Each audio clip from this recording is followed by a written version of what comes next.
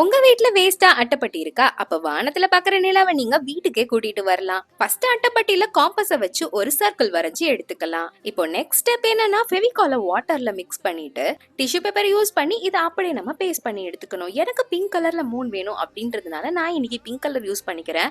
உங்களுக்கு நல்ல Moon effect வேணும்னா நீங்க நார்மலான டிஷ்யூ பேப்பர்ல ஃபெவிகால் மட்டும் அப்ளை பண்ணாவே போதும். அண்ட் நிலாவை வச்சு தமிழ்ல நிறைய பாட்டு இருக்கு இல்லையா? உங்களுக்கு நிலாவை வச்சு தமிழ்ல பிடிச்ச பாட்டு எது அப்படின்றத மறக்காம கமெண்ட் பண்ணுங்க.